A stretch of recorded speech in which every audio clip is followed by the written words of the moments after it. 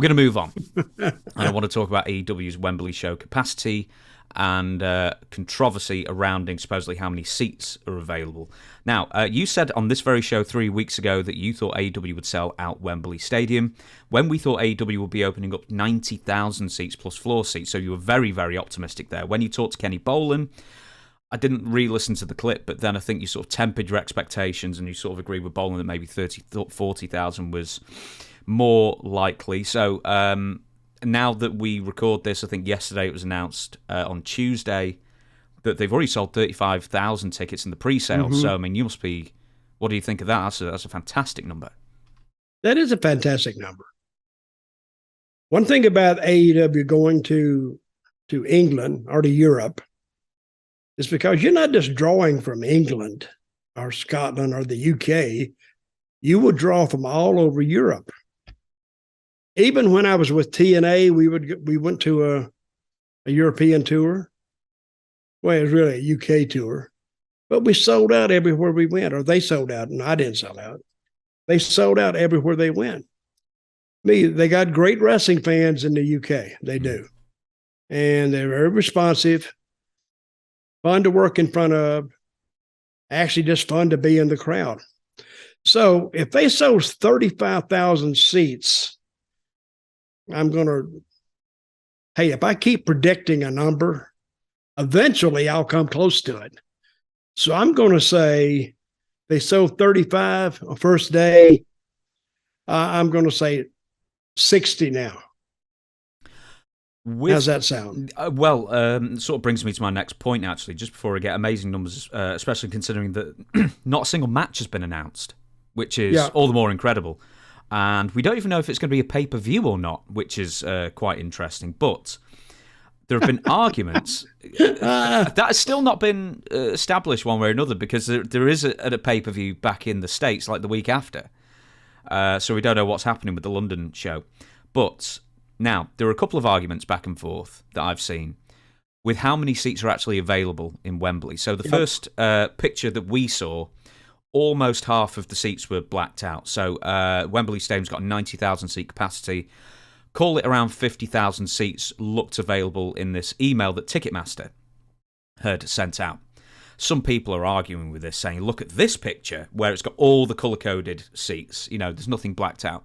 Where they've conveniently cropped out the this is only for illustrative purposes only picture that Ticketmaster has on their website. You can see for yourself. Now, somebody who is claimed to be an ESPN journalist, well, he is an ESPN journalist, I can't even find his name. Where was he? Called Mike Coppinger, who works for ESPN, replied on Twitter. So the Wrestling Observer's post saying about the fantastic numbers of the sale. He says, here in Wembley is scaled for only 40,000 for AEW. Far cry from last April when I was ringside for Tyson Fury, Dillian White. And it was packed to the brim with 94,000. Nothing beats the big fight feel at Wembley. So I don't know why he's just sort of made something up out of his bottom. He's pulled that number out. And then just shit on AEW for what's a great number. And then Tony Khan replied, lies, what a load of crap. Tell your agent, Nick Khan, to shove it up his ass. So, ESPN and trying to rain on their parade. Yeah.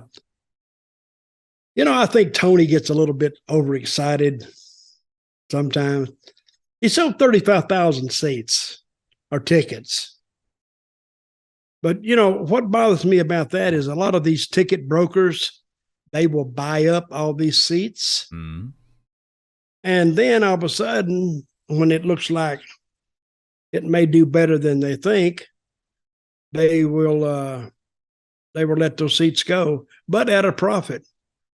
Hey, did you hear? I don't know. You don't know anything about country music, but they have this country music singer in the United States named Morgan Wallen. You ever heard about him? Never heard of him.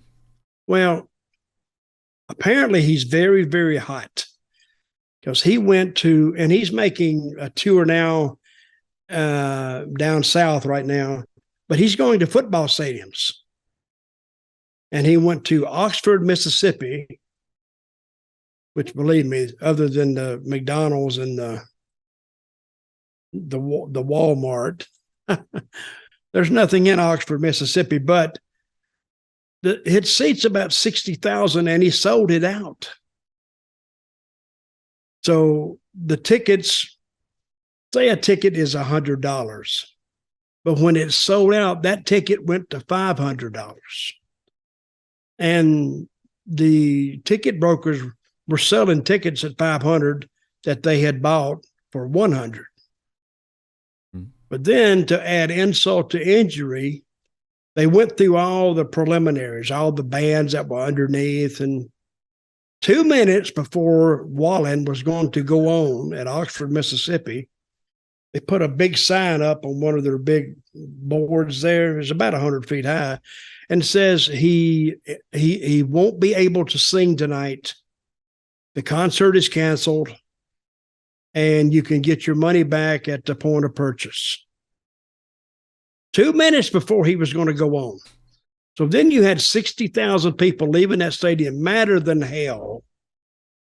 And so if you think about the brokers, they bought it for $100, right? Mm-hmm. They got $500 for it, but they're not going to give $500 back to the people that bought it, but they're going to get their $100 back. So they hit a double whammy on that. That has nothing to do with wrestling, but I don't think wrestling's ever had a cancellation like that. No, UFC's had a couple of cancellations like that where they've just like scrapped the pay-per-view entirely.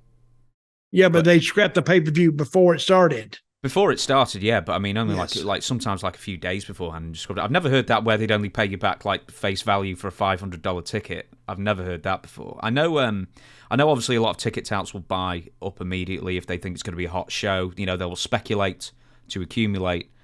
Still though, 35,000 is a huge amount of tickets. There's something I want to bring up as well, actually, and I asked someone because I know somebody. I asked him and said, "What do you want me to refer you as?" And he said, "Industry Insider." So anyway, I know someone who is in Ticketmaster, and I asked, "Have a look. Can you find out how many seats are actually available?" And he said, "We looked in. We can't find it out. The promoter's not letting Ticketmaster know. But we figured out that basically from the floor seats and the seats available on the original chart, it's about around 55,000 that are going to be made available." So I said, "Was it just going to be that number then?" And he said, "No. When he was dealing with this kind of department, gigs, all these kind of events where they're grayed off and then they sell all the tickets that are available, they will daily release more tickets, and that was part of their job, is to constantly filter out more and more tickets to make sure they sell as many as possible. They won't just grey them out and grey out on the map and just say, well, it's 55,000, it's seats for 55,000. If they can sell 60, they will. If they can sell 70, they will. And they'll say it's a sellout, up to that point as well.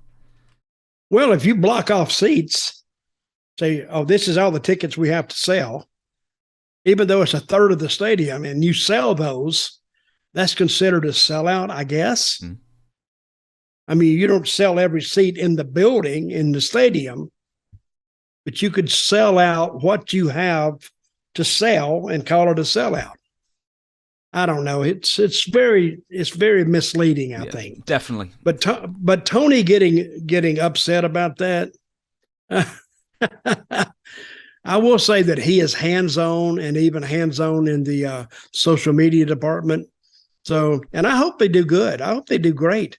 But no match has been announced, and CM Punk is supposed to be on that show.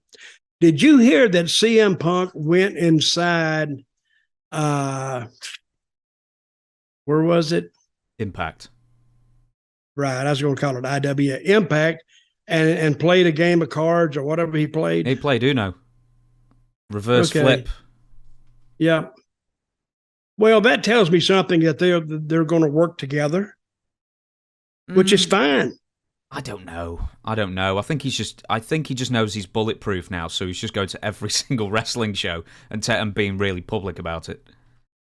Well, I kind of like that.